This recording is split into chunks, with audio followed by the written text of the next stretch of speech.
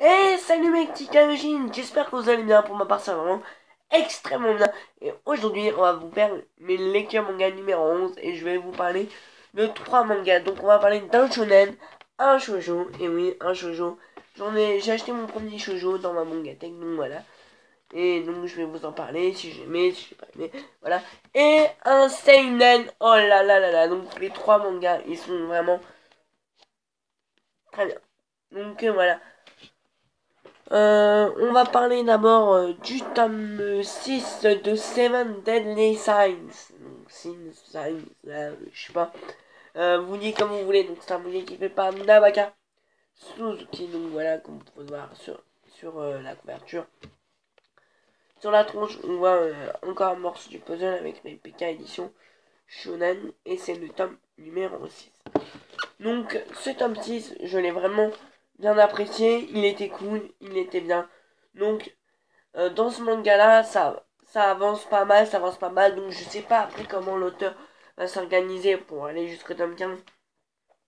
Mais ce tome 6, je l'ai vraiment énormément apprécié. Donc, parce qu'il y a eu vraiment pas mal de choses. Il y a eu des... Et dans ce tome 6, enfin, il y a pas là-bas, il y a... Non, dans ce tome 6, il y a à peu près que de la baston. Que de la baston, que de la baston, que de la baston. Donc vous verrez pourquoi, donc je vais pas vous spoiler. Mais tout le long du tome, il y aura de la baston. Et donc voilà, ça va être vraiment bien. Et le chara design est vraiment juste sublime. Donc voilà. Cette image-là, le dessin, il est vraiment juste extraordinaire. Donc voilà. Franchement, moi j'ai bien aimé. Donc ce tome 6, je lui mettrai un 7,75 sur 10. Ouais, je casse les couilles avec mes 75,75. Donc voilà, il mérite cette note. Il était franchement très bien. Donc j'espère que le manga s'améliore de plus en plus. Bah tant mieux si le tome 6 s'améliore de plus en plus. J'espère que le manga... Oula, c'est couilles. J'espère que le manga sera de mieux en mieux. Et qu'on en découvrira un peu plus sur les personnages. Et voilà. Et tout ce que j'ai à dire pour ce tome 6 de Seven Deadly Signs. Donc après, on va passer au shoujo. Enfin, à un seul shoujo. Donc je vous le dis direct, les amis, je n'achèterai que ce shoujo. Donc c'est pas parce que j'aime pas, mais je vais en parler. Donc c'est tout simplement le shoujo entre toi et moi. Donc voilà, c'est un manga qui est édité chez Kana. Donc c'est un shoujo qui est fait par Harusuki Shima. Donc voilà, donc ça veut me dire pourquoi t'as enfin acheté un shoujo. Donc voilà, c'est le prix de lancement qui m'a donné envie de l'acheter parce que j'avais pile poil 5... Là, je vais enlever ça. J'avais pile poil 5,45€ et je me suis dit, allez, pourquoi pas se lancer. J'avais un peu envie de changer d'air de manga, donc voilà. Et je me disais, ah, c'est une bonne occasion pour commencer entre toi et moi. Et franchement, ce shoujo, mais je l'ai franchement kiffé. Donc voilà, c'est vrai, ça parle pas mal d'amour et tout ça. Mais voilà, ça m'a quand même fait bien rigoler. Et j'ai bien aimé l'histoire. Et je me suis bien accroché à l'histoire. Donc je trouve ça vraiment super cool que j'ai bien aimé. Et franchement, c'est un super manga. Donc le chara design, c'est... Au début, j'arrivais pas trop à m'y faire. Parce que on va dire que chaque shonen, c'est un peu son chara design. C'est bien aussi. Et shonen et les shoujo aussi. Donc j'avais pas l'habitude de lire des shoujo, donc j'en avais déjà lu à 2 citrons au champ, mais voilà. Ouais, tu connais. Donc voilà. Et je me suis dit, allez, je vais en acheter un. Donc il y a déjà 4 tomes en cours.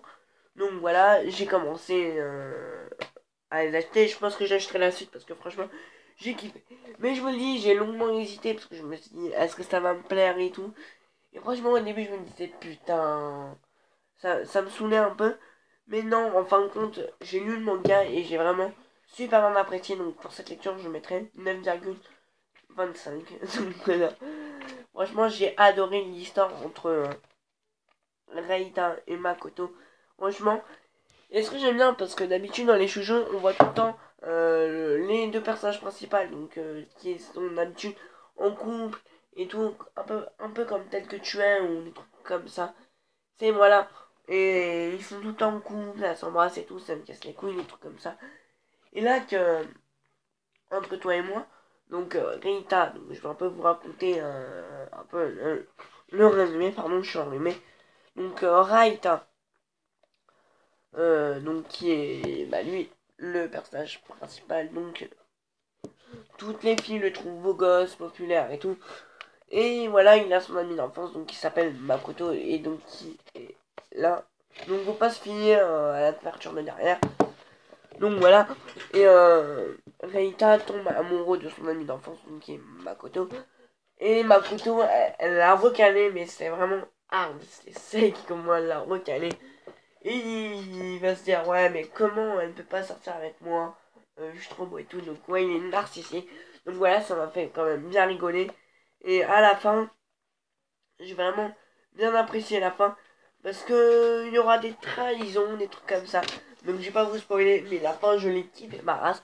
Donc le temps de sortir le 1er juillet. En les jours de mon anniversaire, voilà. Je l'achèterai obligatoirement. Et voilà. Donc franchement, j'ai adoré Entre toi et moi. Donc voilà, si vous n'êtes pas trop shoujo, ou même pas du tout, je vous le recommande parce que moi qui étais pas trop shoujo, bah, j'ai réussi à m'y faire. Et j'ai kiffé. Donc voilà, les deux mangas que je vous ai présentés. Et on va terminer avec le top 6 de Legend of the Hammer. Donc voilà, ce manga était vraiment excellent. Donc oui, il est sorti hier. Donc vous allez me dire, ouais, mais il n'est pas sorti le 18 mai. Donc si, mais la date de parution a été recalée deux jours plus tard. Donc voilà, j'étais un peu quand même trop... J'étais vraiment énervé parce que j'avais envie de savoir la suite. Et je l'ai eu la suite. Et je l'ai lu la suite. Donc voilà. Franchement, ce tome 6 était juste sublime. On a eu toujours ce côté macabre. Donc voilà, je trouve ça vraiment intéressant. Ah oui, avant ça, je voudrais vous dire que Legend of the Evil, c'est un manga qui a été édité chez Kana Big, donc Big Kana, donc c'est un seinen donc qui est fait par Eiji Karazuyama et d'après l'œuvre de Yusuke Kishi. Donc voilà. Donc dans ce tome 6, on a toujours eu notre personnage principal, donc je sais même plus. Voilà, Azumi ou Azuma. Donc vous l'appelez comme vous voulez, moi je l'appelle Azuma. Mais on peut l'appeler Azumi. Ouais, je vais l'appeler Azumi, merci. Donc voilà, on a toujours notre professeur principal, psychopathe. Donc on découvre vraiment sa vraie face. Donc voilà. Dans l'ensemble, on apprend beaucoup de choses sur Azumi. On est vraiment choqué parce que là, on se dit, on n'aimerait pas être à sa place parce que là, il est vraiment dans une mauvaise posture, mais vraiment une très mauvaise posture. Donc voilà, on va dire que tout simplement, il est dans la merde. Donc voilà, parce qu'il y a tout le monde qui va se poser des questions sur Azumi et lui, il sait plus trop quoi faire. Mais c'est vraiment un putain de psychopathe. Donc je vais pas vous spoiler parce que ça serait dommage parce que franchement c'est un manga avec beaucoup de suspense. Donc direct au début du tome 6, ça commence bien. Tout au début, il y a directement de l'action, du suspense, il y a toujours ce côté macabre. Et on est de plus en plus choqué en lisant ce manga. Donc il est bientôt terminé, donc je me pose vraiment énormément de questions. Comment ça va se finir? Donc le prochain tome sortira le 7 juillet. Donc voilà, je l'achèterai obligatoirement parce que c'est un coup de cœur. Franchement, c'est mon seinen préféré de ma mangatech, franchement, parce que je kiffe ce manga.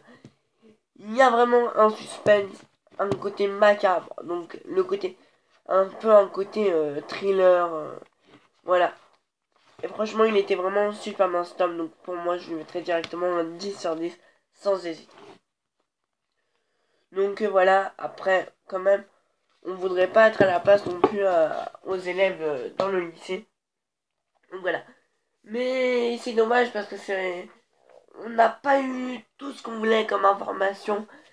On a eu plutôt de l'action, on n'a pas eu trop d'informations. Donc je dirais que ce tome 6 il a pas trop avancé. Mais voilà, il était quand même hyper intéressant. Il y a beaucoup d'éléments perturbateurs. Donc voilà. Donc c'est tout ce que j'ai à dire pour ces trois. Excusez-moi. Pour ces trois tomes, donc le tome 6 de la Sand Evil, entre toi et moi et Steve Nalissin. Donc voilà les trois catégories de manga. Il ne manquerait plus que la catégorie Kids. Donc voilà, si cette vidéo vous a plu, n'hésitez pas à lâcher un gros like, ça fait vraiment trop plaisir.